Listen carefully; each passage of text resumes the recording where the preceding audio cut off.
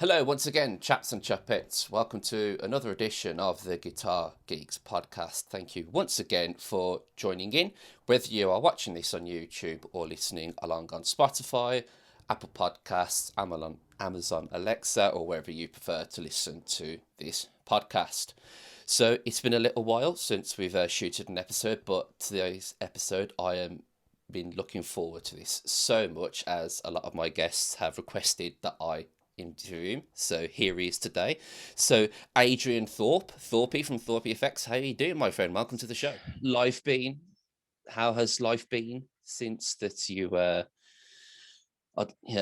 COVID, child, everything like that? Well, COVID sort of took off while we were at NAMM in 2020. So we were out there in California, just following the news, and it was all a bit like, Yes. Before we went, and I don't think anyone was taking it that seriously. I mean, we adopted a policy of fist bumps at NAMM anyway, prior to all the face masks and all the rest of it that came about. The reason we were doing that is because we got Namthrax the year before. We're like, look, the way to do this, minimize handshakes, and we were using alcohol gel anyway. But it felt alien to do that then, and obviously now it feels normal. But we got back, and it all started to ramp up. And we were in the process of launching the two new pedals at the time, which were the Field Marshal and the Bunker. Anyway, we got back and started to prepare to release all that stuff.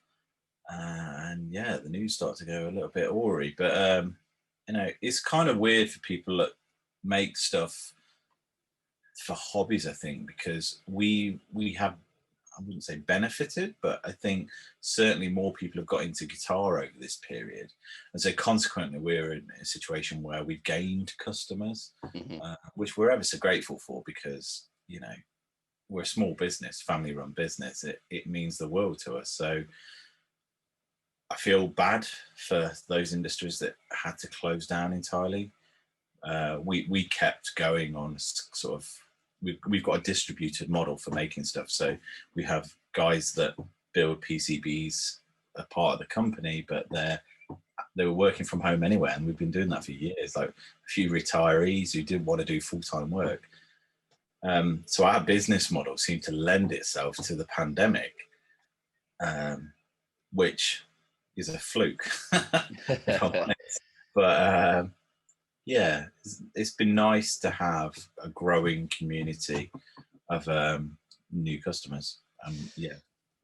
We're grateful. I was talking to Tim Mills when he was on the show, and I was speaking to him because obviously he was in the same situation with having to furlough workers and bits and pieces that people had to shield. But he was saying as well, again, with the pandemic, because people are at home or saving money and things like that, they can spend more money. So, people will buy boutique pedals or pickups or go and treat themselves to a new guitar, which I think, let's say, places like yourself and bare knuckle pickups and whatnot have just thrived in a way in this epidemic. I've always felt a few people have asked me this question on camera and on podcasts, and I've always felt a bit uncomfortable about it because, I'm well aware how crap this situation's been for other people. And on the flip side, we've been able to hire two people who couldn't get work as a result of the pandemic. So, well, actually, we've hired a few more than that. But, two full-time and several part-time. And, that wouldn't happen unless people were buying the product. And I think what was happening was people would buy, they were not spending on holidays or not spending on drinking or whatever it is. And we were finding that they were wanting to treat themselves. And yeah, I get it. I absolutely get it, because I've done the same. I treated myself a little bit during the pandemic. We all did. Bought a new amplifier or whatever that I didn't really need, but just wanted a little bit of escapism, and that's really what it comes down to. So, I don't take it lightly. I don't say it lightly. I really do appreciate what, the support people have shown us, and it's helped our company grow, and it's helped us employ more people, and I think that's a good thing. Absolutely, absolutely. So we'll take it down to brass tacks. So let's talk about young Thorpy. How did young Adrian get into the music world and then ultimately start making pedals? Well, young Thorpe wasn't actually into guitar at all. I'll tell you a little funny. I'm not sure whether I've said this publicly before, but my mum and dad bought me a guitar when I was a kid because I wanted a guitar. I thought it was really cool. My dad had records, lots of vinyl, which he forever tells me I used to use as frisbees. I think I ruined a very expensive, bright pink pressing of an Elvis Presley thing, white label. I bet you got a paddle in for that. Yeah, probably, but yeah, that's pretty bad, isn't it? And anyway, for whatever reason, my mum and dad, I think, bought me the wrong guitar. They bought me a left-handed guitar, and I'm not left-handed, and I didn't know. And I was like, I can't get this. What's going on? And only when I picked it up later on in life that I realised, oh, yeah, that was a left-handed guitar. What the hell? Anyway, I thought it was strung up, right? I actually was into drum and bass, techno, heavy metal from during my formative teenage years, and that was the music I used to listen to when I used to go clubbing at all the big clubs when I was younger. But it was only when I commissioned into the army and I found myself a little bit of time in the evenings that I want to learn guitar. But hand in hand with that, I also found myself exploring the gear world, which I think lots of people do. But I just went down a slightly different route. So rather than buying everything, I actually just wanted to build everything. Maybe I was being tight. Maybe I thought I was being clever. But either way, that's the route I went down. So I got into pedal building way back when I was a young second lieutenant. And yeah, it just carried on, became an obsession. And that's all cool. A strange period in my life, and divorced, remarried, and it was at the point when we got remarried, or prior to that, when I met my wife Georgia, she got me back into building again.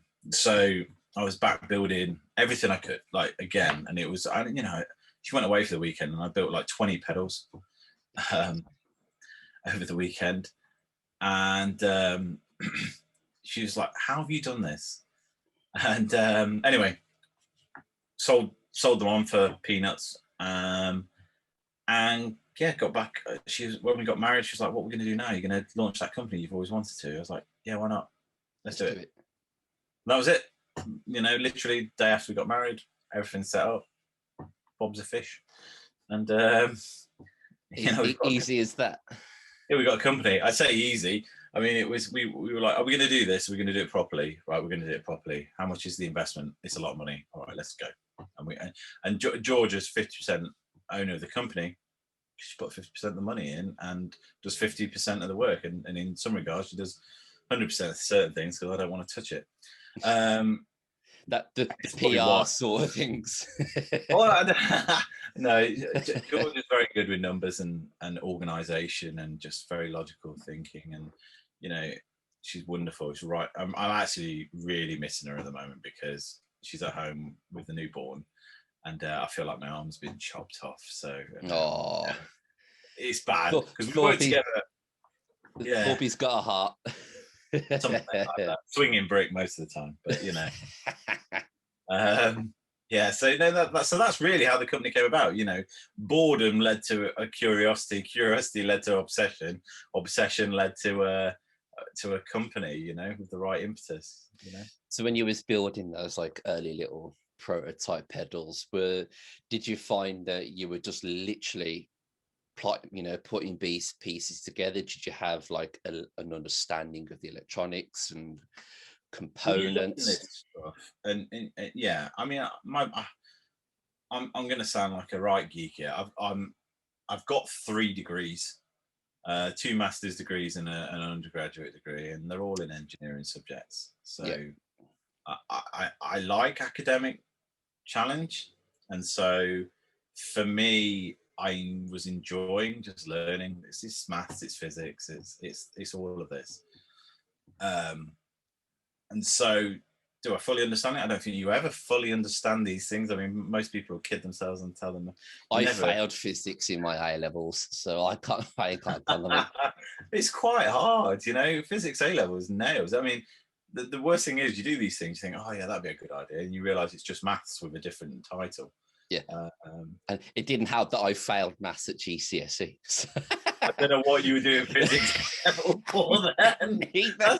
That's the most ridiculous thing ever. So I failed my maths GCSE, and they were like, why are you doing physics? And I was like, well, they didn't say I couldn't do it. I just thought it was like, you know, fucking doing loft insulation and bullshit like that. And I was like, I didn't think it was fucking like maths, but like you got six right up.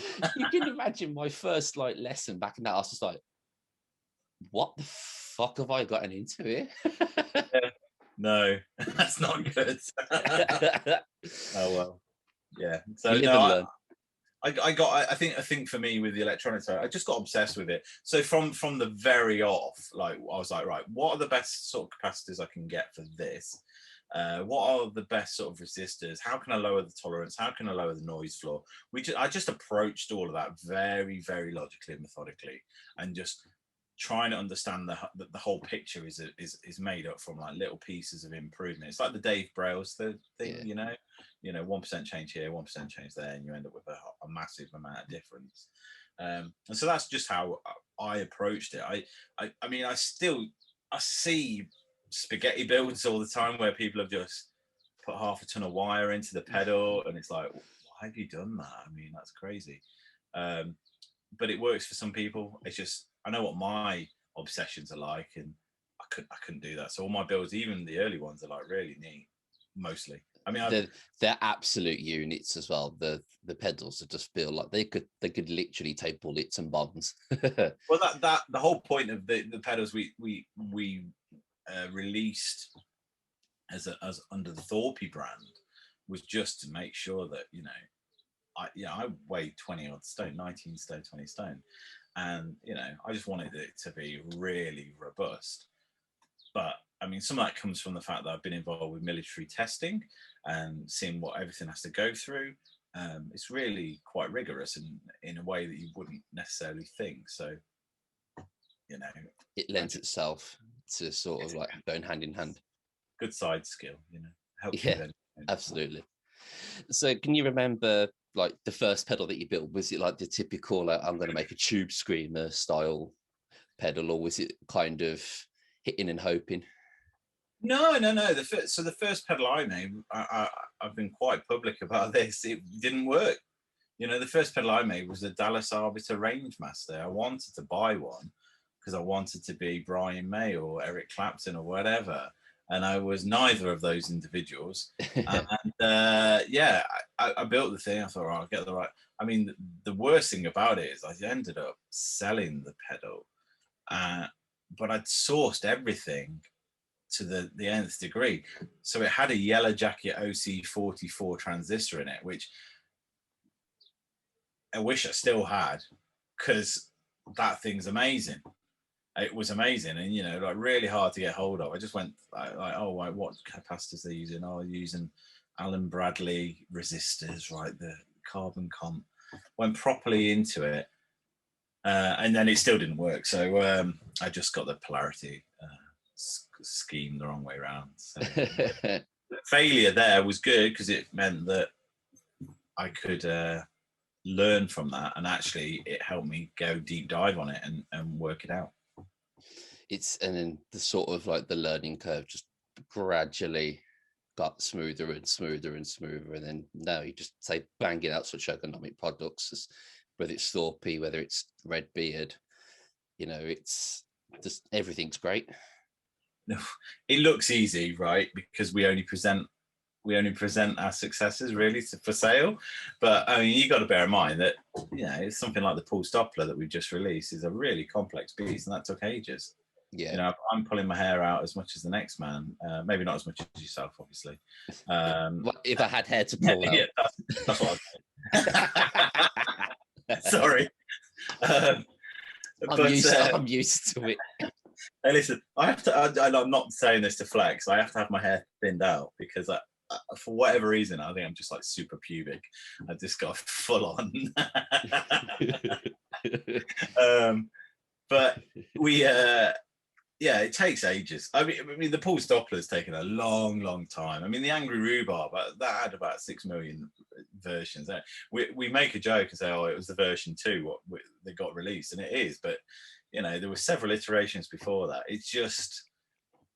It's not what, I'll be honest, it's not what I was expecting, because I mean, I'm friends with Mikey. I've got a honey badger myself. I love it. Yeah. I fucking love that pedal so much.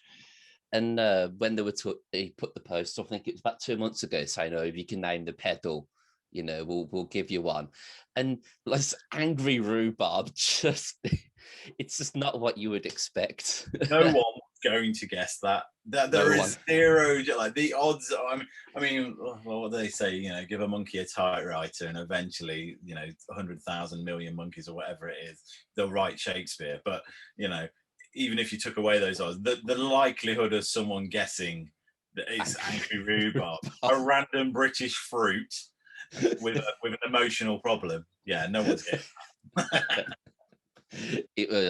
I did see it and I was like, oh, it's pink. I'm like, this is going to be interesting. I just saw Angry Rhubarb and I was like, okay, yeah, that explains it.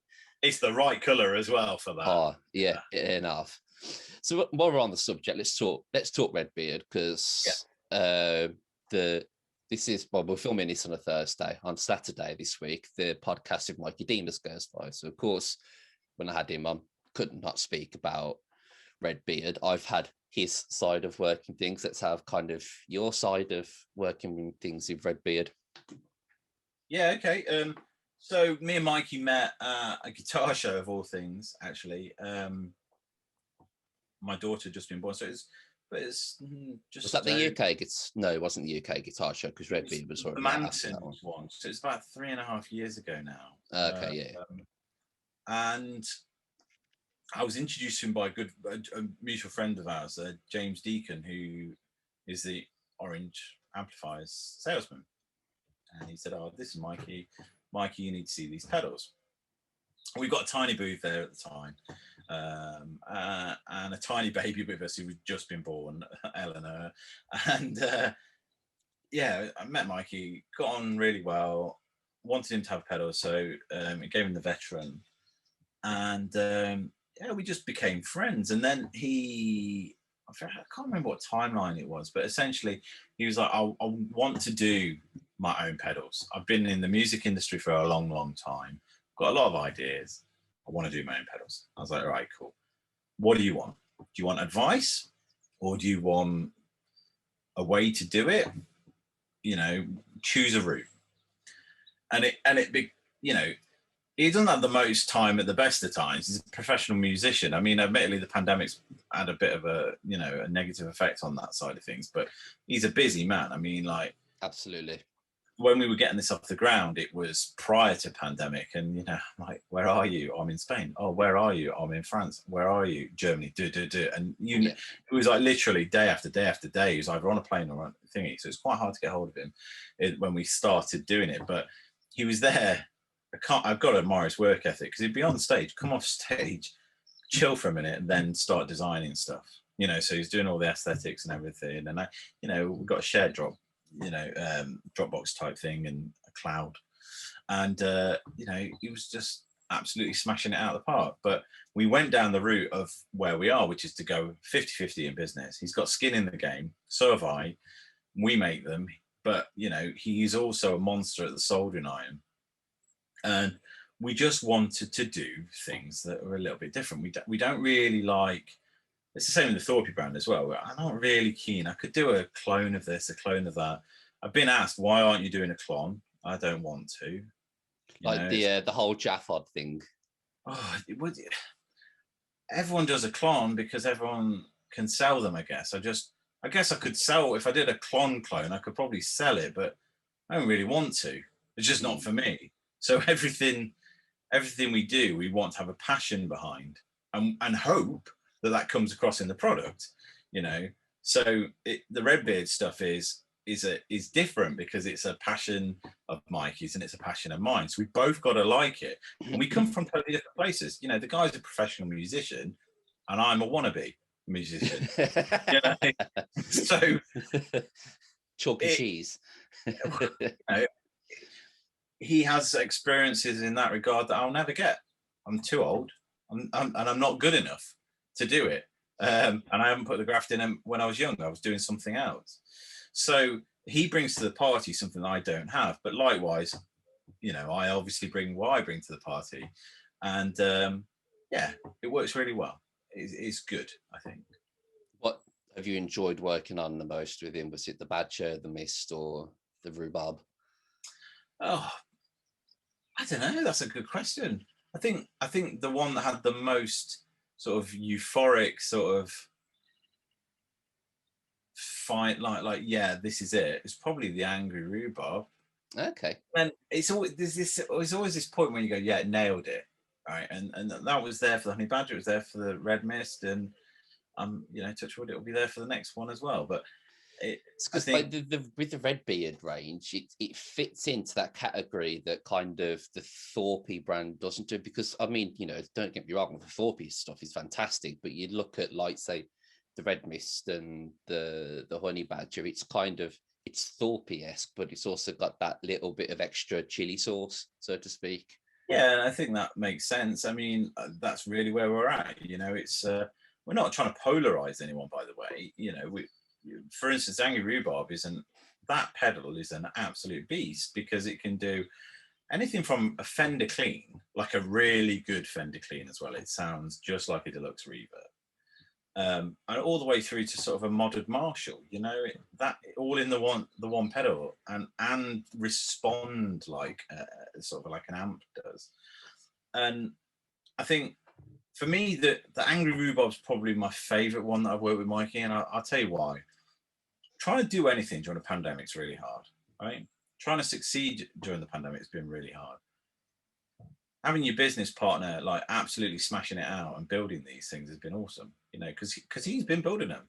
Because we've obviously got the Thorpy stuff to run as well. Yeah. So he'd be coming down to the unit and soldering, you know, or if you working from home soldering. I don't think people realise that he's, you know. I think because he did post a video on his Instagram, didn't he? I think he posted a story where he put a time lapse soldering away. Yeah. And he's an absolute monster, that man, because he just doesn't know when to stop. That's great.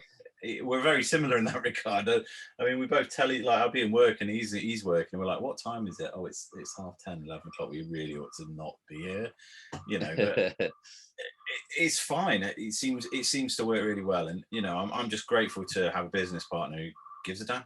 You know, and he does. You know, I think, especially I've noticed in the last sort of 5 years now, so many more people now are going down the avenues of I'm going to make my own guitar brand, I'm going to make my own pedal brand, I'm going to make my own blah blah blah blah brand. It's definitely becoming, you know, usually you'd be a musician, you turn up, you play the gig, you go home. Now it's just like there's so many pans in so many pies I think you're right. I'll suggest this, and I might be wrong, and I'm happy to be shot down if I am wrong. I think I would suggest with regards to the Redbeard stuff, probably the only brand where the musician owner does everything within the company as well. You know, he builds. This isn't turnkey. He's part of it. Yeah. So he's not just the name and the face of the brand. He is the brand, essentially. He's not, you know, like I say, Mikey knows this. He doesn't need me to blow smoke up his backside, but you know, he's no prima donna. He does the graft, and whether that's and that shows in the music, because you know, Skindred's, you know, I love Skindred, but they're not Ed Sheeran. You know, they sit apart in a separate genre. You know, and that requires graft and a tenacity. So I think that's where the Redbeard stuff comes from. We're trying to do things that are tenacious. I like that word.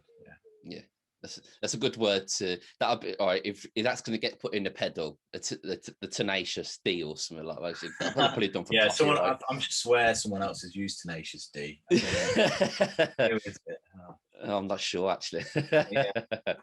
So we'll come back to Thorpe. So, what's been the biggest surprise that you when working as part of the brand, essentially, where you've took that step back and gone, shit, I didn't expect that kind of, whether it's working with someone, whether you've seen a picture of a pedal board and Thorpy's repping on a pedal board.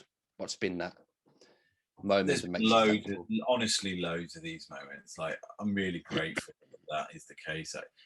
There's never any silver bullet to succeed in, but it's just sort of all these little moments add up. I've had loads of really cool sort of introductions to people, and most of the people we've met have been really awesome. I had some really weird moments where, like, I've heard a pedal being used at Glastonbury, and I'm like, wow, this is a huge stage, and you can hear the pedal kicking, and you're like, oh, okay, that's wicked. So I mean, my funniest one is the fact that Lloyd Grossman bought one of the early gunshot pedals. Okay. And that I found that really, it's kind of cool because he's got his own punk style band, and also makes quite nice pasta sauce. So so that's a surreal moment, I guess. But there's been lots of those little moments.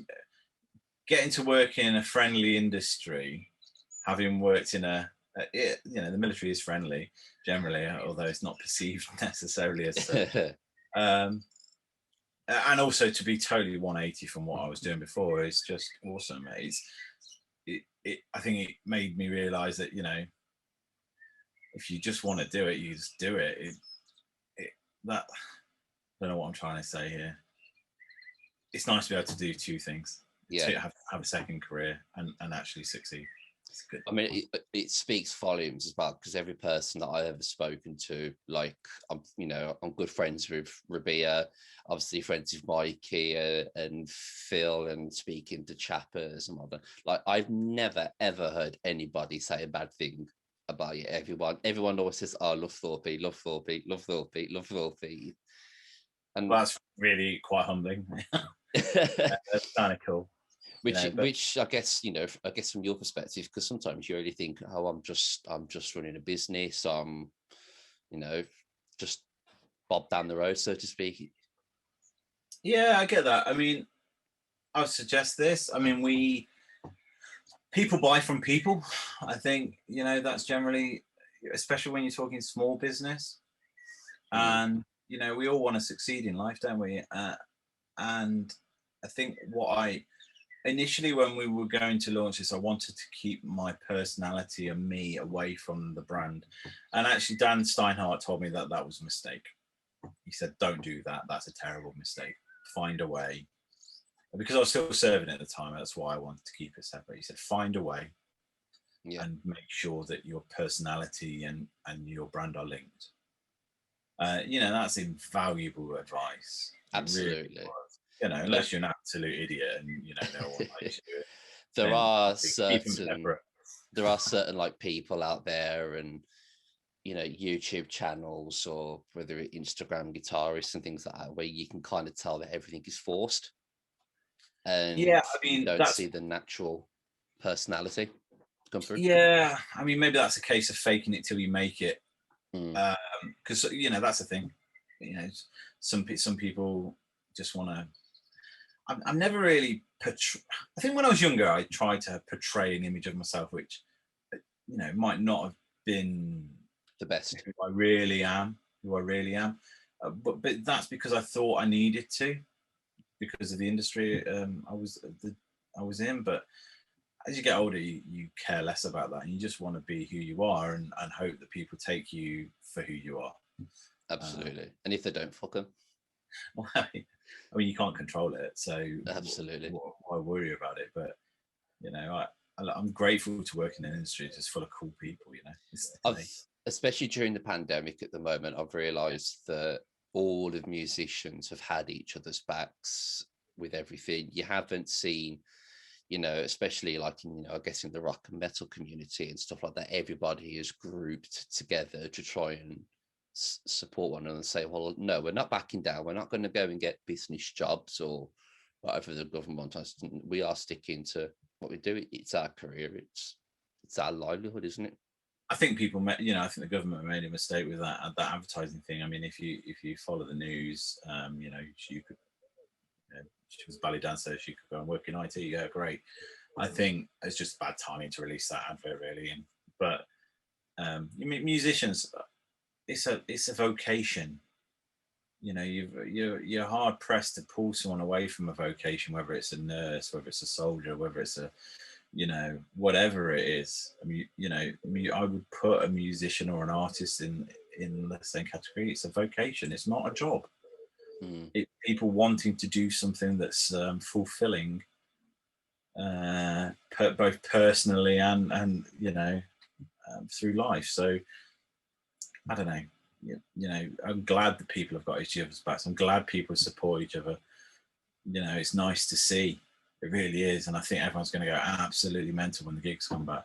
Oh, yeah.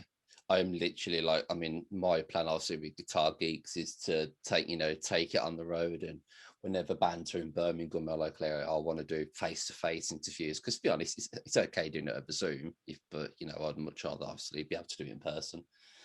And when that does kick off, the sector's just going to go soaring. Oh, good. I mean, yeah, I can see why. You know, face to face, you get, you get a little bit more interaction, I guess. Absolutely. So we can't talk about the highs of Thorpe and Redbeard without talking about some of the lows, because it's always when you hit some of the low points, especially if you having your own business, that you do find where you learn the most. And I'm sure as a business owner, you've had those low points with running Thorpe as well. Yeah, we have. I mean, I think I wear my heart on my sleeve, so some of that is my fault.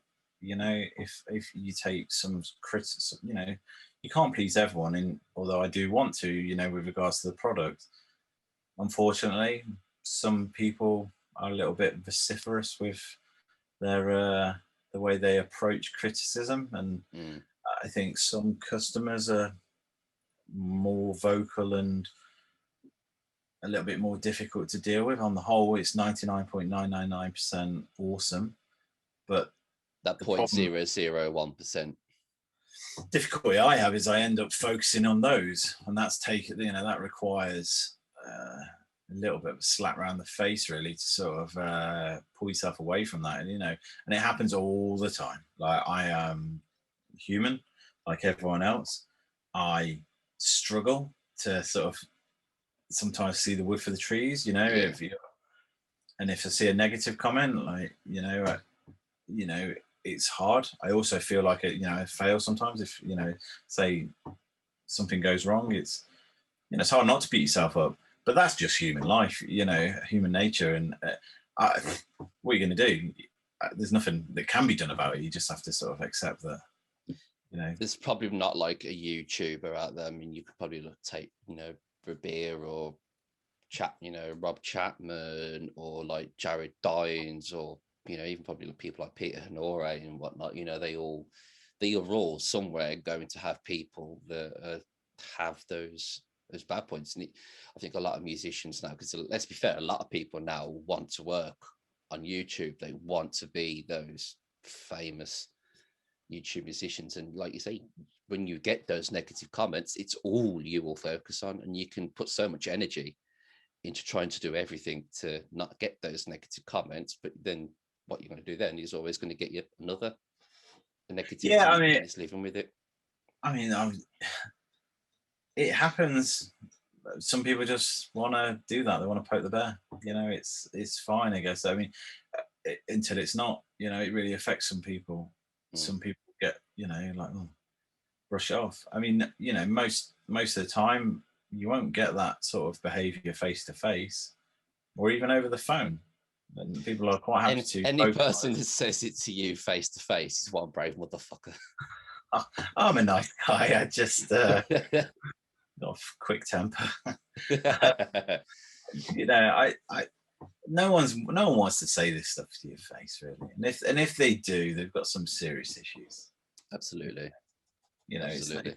It's not necessary. And ultimately, this is supposed to be like it's a tool for making music, or it's something around a hobby. Don't get so excited about these things, try and put your energy somewhere else rather than, and another thing. You know, but brands suffer the same way. There's a few brands that have really, and people that have messed themselves up by going on YouTube and making comments when they're really in a far too emotional state. You know, you need to step away from the keyboard, lock it away, and then come back to it when you calm. Come back, you know, sort of reevaluate.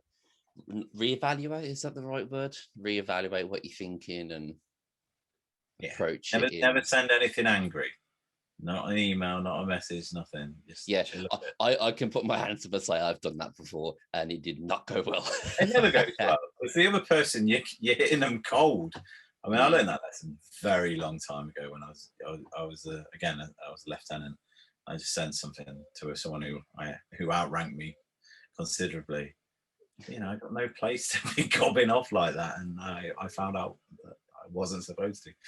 Very quickly. Yeah, exactly. Just got slapped back down. It's fine. Lesson quite quickly. So let's talk. I guess let's talk military days, because I always say anybody that does service, whether it's the army, whether it's the RAF, Marines, etc., always deserves some massive credit for, let's be fair, putting their heart and soul and their lives on the line for the country. I agree with you mostly, apart from the RAF. I'm only joking. I'm only joking. We apologise any RAF offenders that would listen. I'm just a wannabe RAF, because I actually initially wanted to join the RAF. I wanted to be a pilot. It's just a thing. The army always take the mickey out of the RAF. The Navy always take the mickey out of the RAF. The Marines take the mickey out. Everyone takes the mickey out of the RAF. That's the way it goes.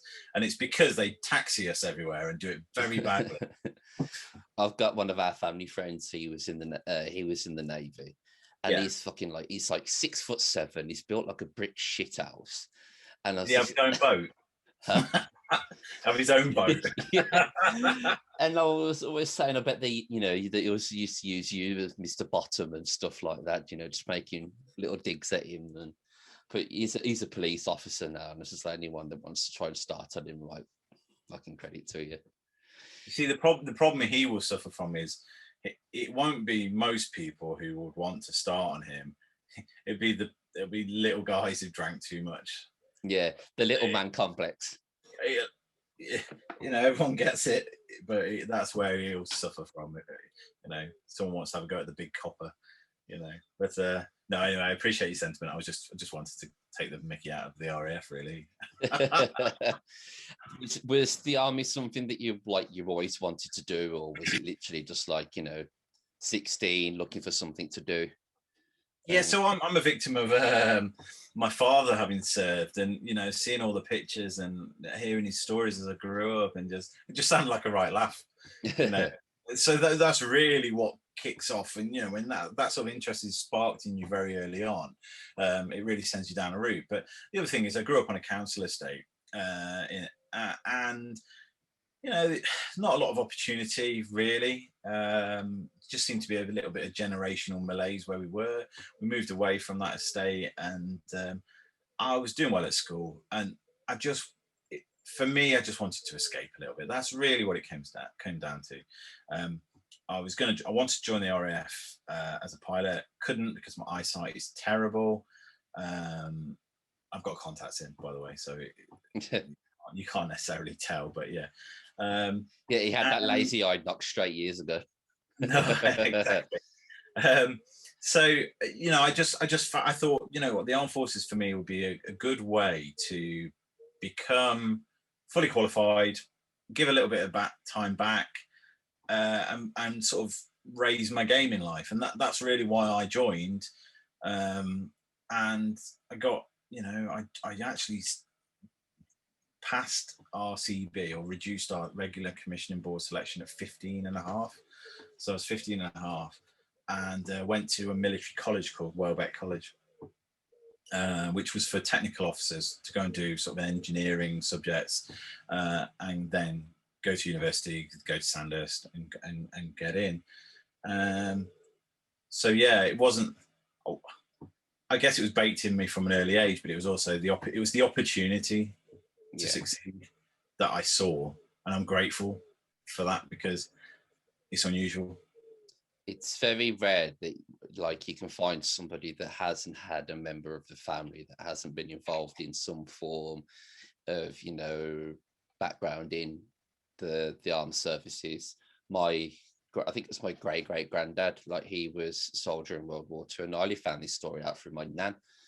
And he had a leg blown off somewhere in northern France, somewhere during World War II, and a German soldier found him in the field and took him to a British camp where he was saved and healed. And then he went to a place in Birmingham that was for like wounded soldiers, and that's kind of like my only knowledge of anything to do with my family and the services. And it's quite a weird story as well. No, I say it's entirely normal. I mean, when you look at our generation, so I'm 40 this year. You know, so you know, my father's 30 years older than me, and then it's his dad's generation. Pretty much everyone served because you either were in Second World War or you're doing national service. Yeah. So you know, people of my age, our grandparents, pretty much have all served in some form or you know, to a degree. And you know, that my dad went on to become he became a tankie during the Cold War. You know, I guess it's just it's a different career, you know. Absolutely. You give a little bit back of yourself and you gain. Say that about the NHS, but it's also completely different at the same time. Probably very similar. Yeah, it's got the same bureaucracy and the bureaucratic issues and yeah, let's not go there. We'll go down a right sort of and the Guitar Geeks podcast now has no viewers. yeah, let's not go there. Yeah, there's always going to be politics and bureaucracy wherever you go, unfortunately. Well, listen, no one goes to work wanting to do a bad job. I would say that's a very good phrase to sort of stick to. There are obviously exceptions to that, and some people obviously like to test that rule. But I think the majority of people, no matter where you work, nobody goes to work wanting to do a bad job. Absolutely. Right. So, you know, be it the NHS. I mean, my wife and both children recently, and my son as well, you know, have all been saved by the NHS. You know, they just wouldn't be here. So, you know, I think it's a good organisation. It really is. Do you have highlights that you look back on from the army days? Yeah, and reminisce. Yeah, absolutely. Did you have like, this is going to sound like really queer, were the moments where you literally just kind of took your breath away if you were serving somewhere? Or I've been some places in the world where I've gone like, oh God, this is horrible. I've been to places in the world where I've gone, oh my God, how can this be so beautiful? And weirdly, I've been in places where the two things exist all at the same time, you know, and it's I think there's a fundamental in that, you know, wherever you go, humans are just human. They just want to survive. They just want to get on. They want the best for their children. It's the same wherever you go. Yeah. You know, and yeah, I think I've been quite lucky to travel quite a lot because I would suggest that's a really good lesson. I wish most people would get the opportunity to learn that, you know, rather than being a little bit sort of blinkered and focused on what's going on down your street or, you know, introverted or whatever. Yeah, it'd be a better world if more people, you know, saw that we're all just the same. Yeah, pretty much. No matter where you are. Pretty much, yeah. Right.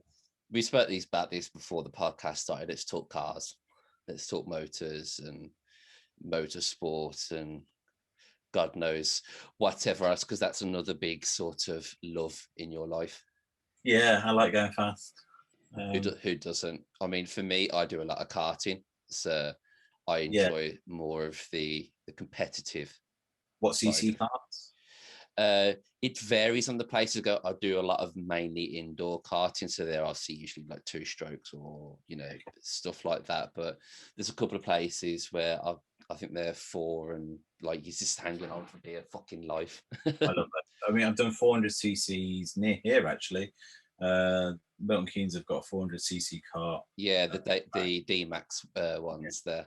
I had a huge crash there, not last year, the year before. It's the only time I've crashed and I've nearly shit myself. I'm assuming then that you've raced that track, or you can at least remember it or whatever. So kind of like know where you get in the carts, you've got that pit lane, and there's like a left-hand sweeper at the start of the track, at the start-finish line. I was just there doing one of the 40-minute races, done the qualifying and whatnot, and I happily just casually going along middle of the pack, and then all of a sudden I just took way too much curb, and as the back stepped out, I went to correct it with some opposite lockings, went bosh straight into the armco, and I ended up all the way under the tyre wall. Broken. Ooh. I broke my helmet. I've got scars on my hands from it, and my legs were actually underneath the barrier. Oh my god! How the fuck I didn't have broken legs by the end of it was fucking a miracle.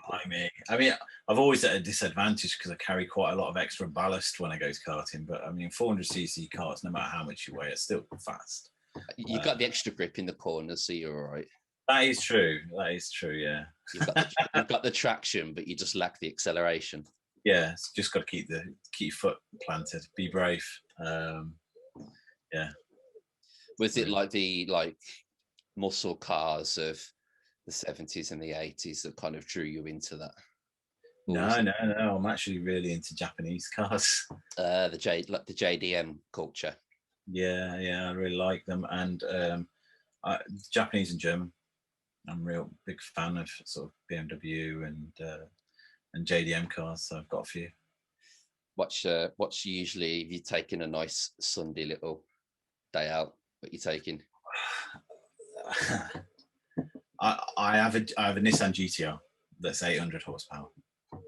Yes, I know, because I think I have seen it. It's not subtle. It's fast.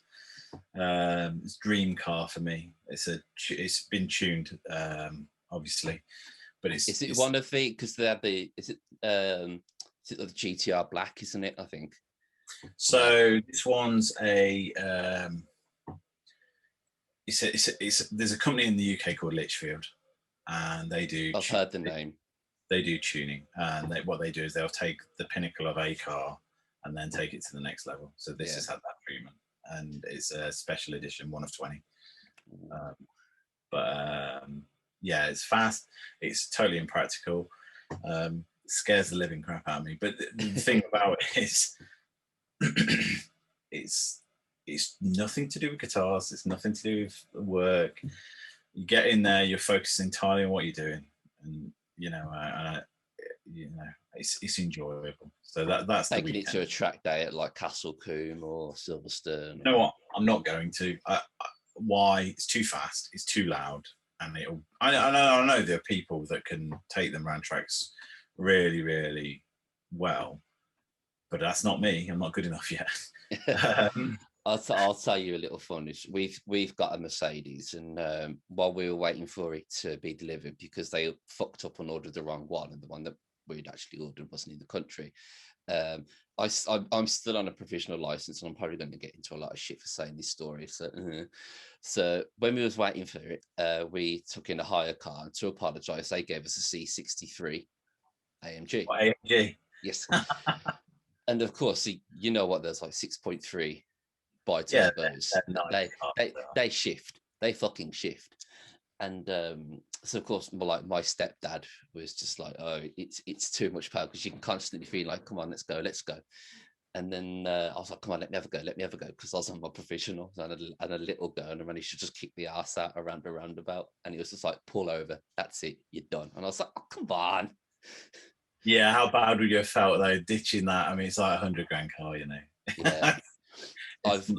The noise of I prefer the 2012 ones where they had the black edition, and the noise they make, it's they're really easy to tune as well. Like that, you can get big horsepower out of those cars. You see some of them now going for like 25-30 grand, the black edition ones. But the only problem is, some of them probably haven't been massively looked after. So the difficulty with those sort of cars is like they're still Mercedes. and they're still, so you buy them for 25 grand, you still got to service them, and it's going to cost a lot of money. That's a cost within itself. Yeah, just to keep the things on the road, it's priced very high. I love cars. Cars are a bit of a passion of mine, but I'm well aware that it's an unnecessary luxury. What was your first car? It was a Ford Escort. Was it one of the old, like, what probably wasn't a Cosworth, but one of those? It was a five-door family car with a Christian fish symbol on the back, which I dare because I was superstitious of. So the car was I called it the fish. That was my first car. And the second car, I bought a Rover BRM, which was a special edition 200 series thing, full red leather interior, K series engines, quite fast actually, 145 brake horsepower. And that was a little go-kart. That was actually a really nice car.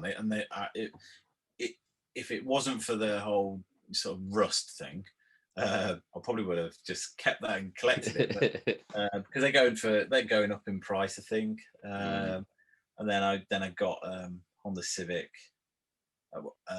No, I did Bangonomics for a little while. I had like a 400 quid Peugeot, like a little Peugeot 106 or something.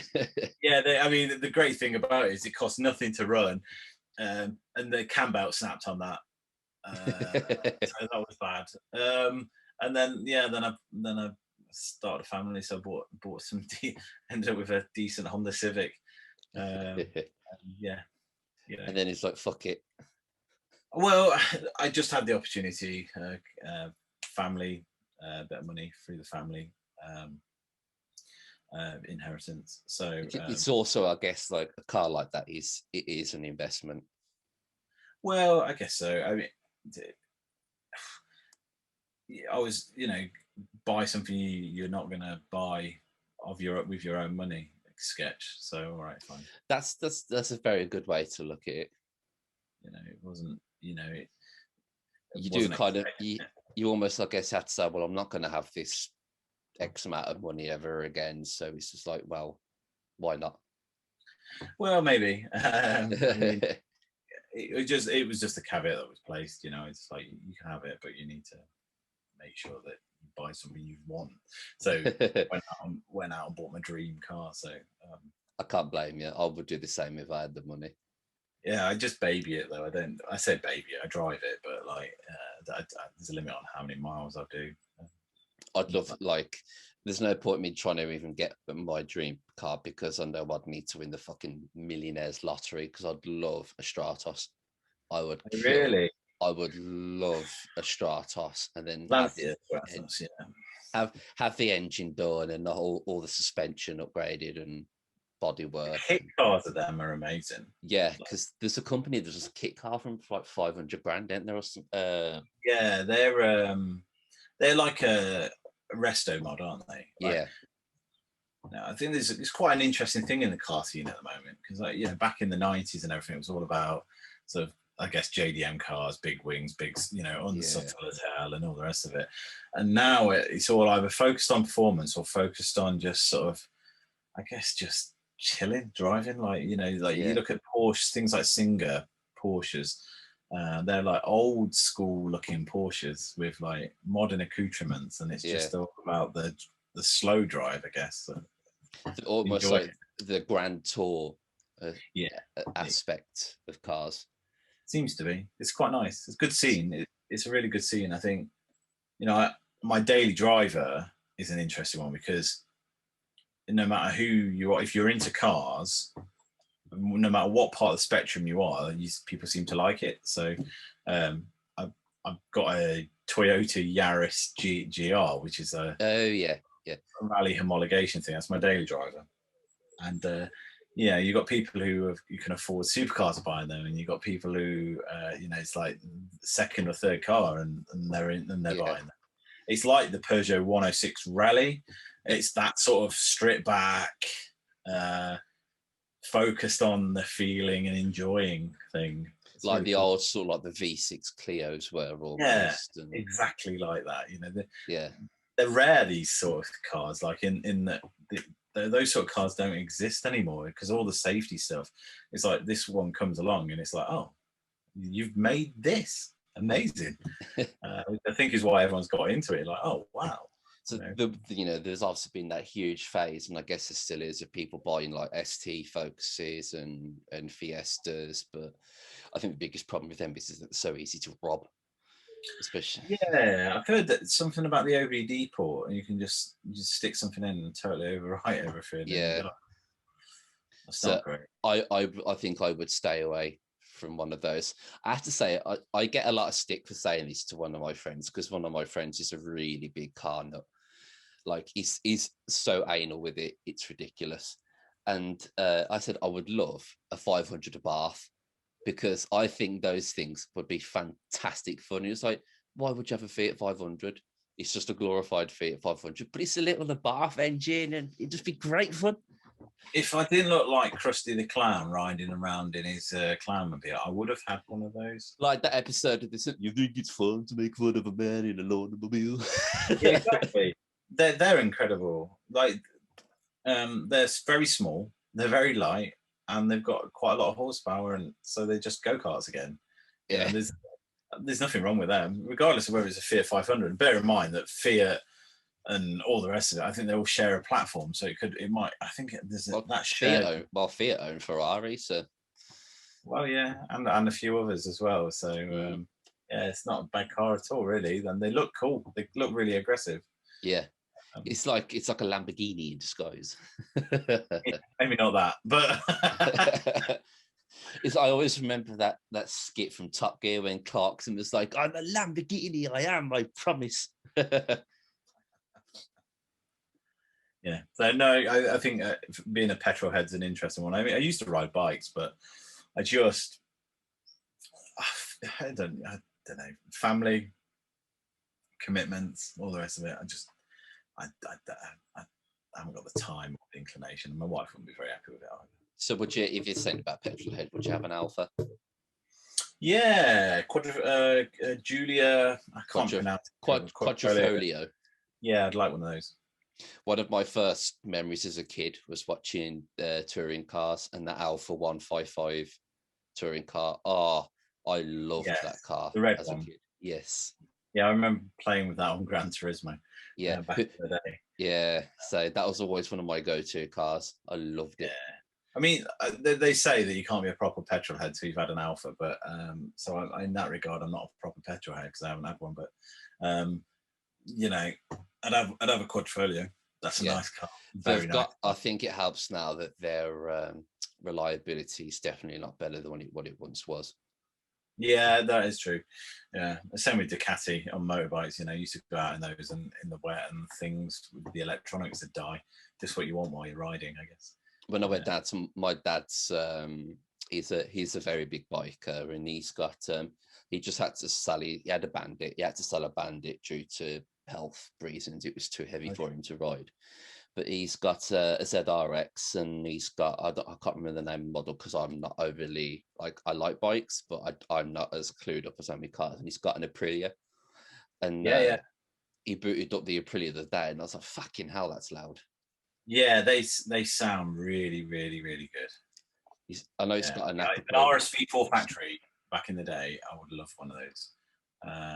It's just the engine. It's just there's something like, I guess there is something a little bit naughty, isn't there, about bikes compared to cars? Bikes are fine. It's if everyone was a biker, it wouldn't be an issue. I think it's just because that they move a little bit faster. They're a lot smaller. It's harder to see them, and other people are distracted while they're driving. And a small distraction in a car can really cause you some dramas when you're on two wheels. Yeah, absolutely. I've nearly been knocked off several times, especially on the school run. So I used to commute in Bristol on my motorbike, and there'd be distracted parents, just drift ever so slightly across, and that's where I am. Yeah, it's a real issue, but yeah, it's all in the name of fun, isn't it? Yeah, it's great. It's absolutely great. So we've had near enough an hour or so. So, and obviously I am totally aware that you're a busy man, kids and the businesses to run. So I'll start to sort of kind of draw this to a close a little bit, because I'm sure there's plenty more that we could talk about, but we can always get you back for that. So I usually have a segment on the podcast where I ask all the guests the same 3 questions, and it's always interesting to see everybody's different answers. And so the first question is, you are on a desert island, money, no objects. You can have 1 guitar, 1 pedal and 1 amp. And what are you taking with you? Ooh.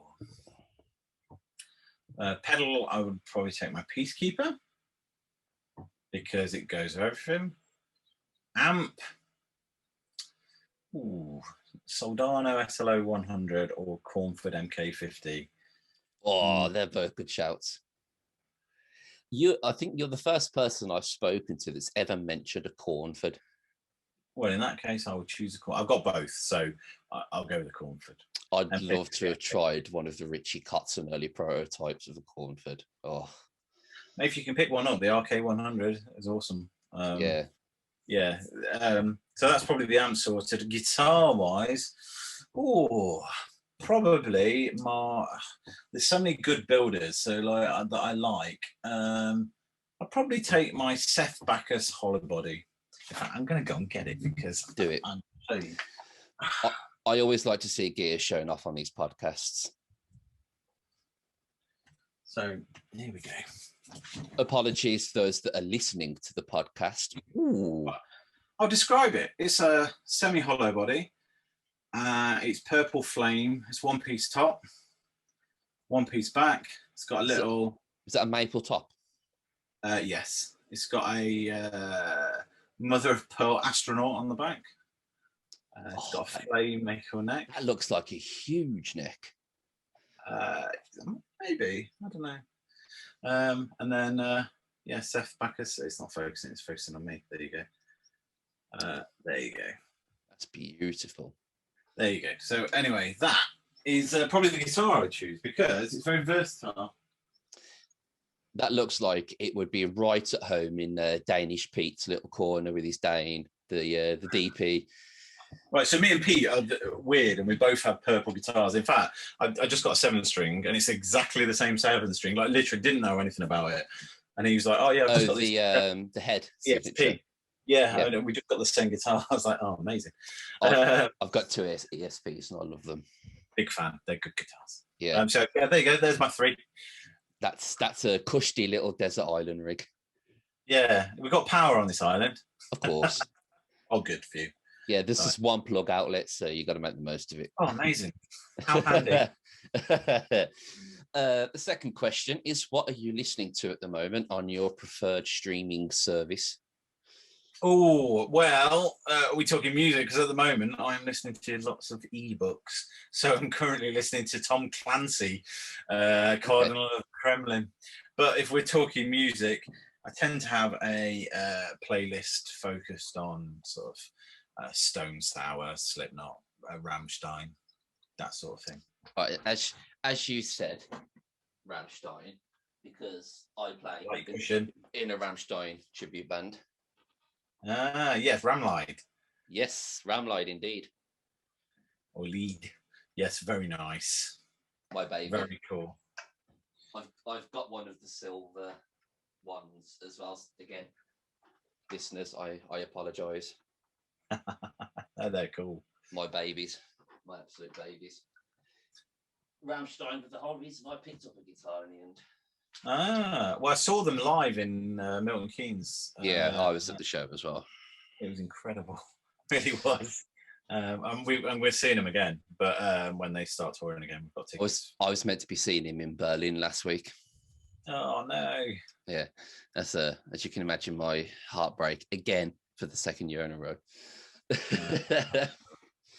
That's a nice little mix of very new metal, industrial sort of vibes. I like what I like, you know. It's well, I guess you say if you send like the drum and bass and sort of the techno side of things, then stuff like Rammstein, I guess like 9 Inch Nails and whatnot would lend itself to that. It just needs to move me more than anything else. I like music that's got a bit of passion behind it. We need a Thorpy style industrial pedal. That's what we need. And last of all, where can people find out more about you? OnlyFans.